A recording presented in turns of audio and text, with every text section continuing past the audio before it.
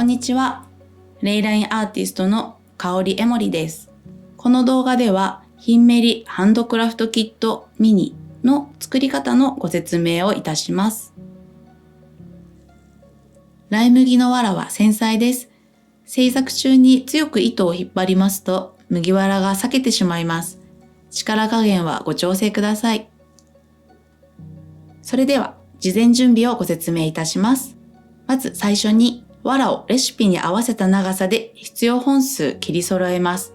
カットが必要なレシピの場合は定規で麦わらを1本先にカットしていきます。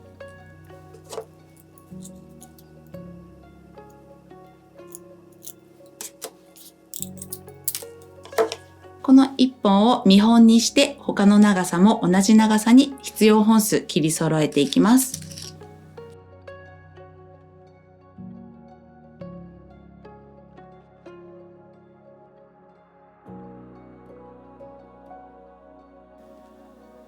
次は糸についてです。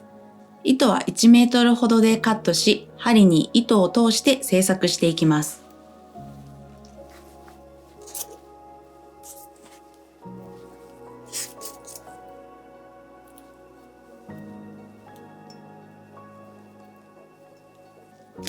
この時、通した糸は約15センチほどの長さで持っていただき、このまま麦わらに針を通していきます。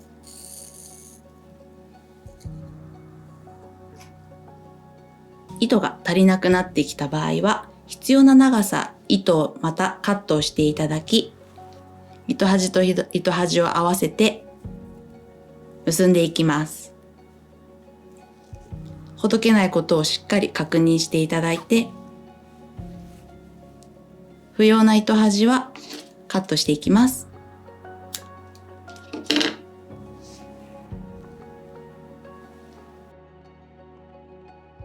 次に製作する際のポイントをご説明いたします。最初の肩結びをする場面が出てまいりましたら、糸端を約5センチほど残していただき、このように肩結びをしていきます。一度ですと外れてしまうので、もう一度肩結びをしていきます。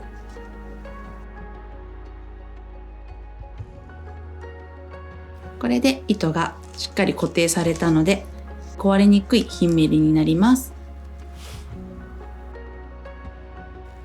次に糸を2回交差させてくぐらせる方法をご説明します。レシピの中の二重丸が出てきましたら、まず針で最初の角に針を通して糸をくぐらせます。これが1回目です。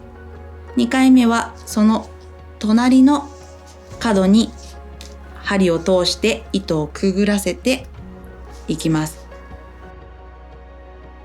こうすると1回目と2回目で糸が交差していますので、ほどけにくく強度があるヒンメリになっていきます。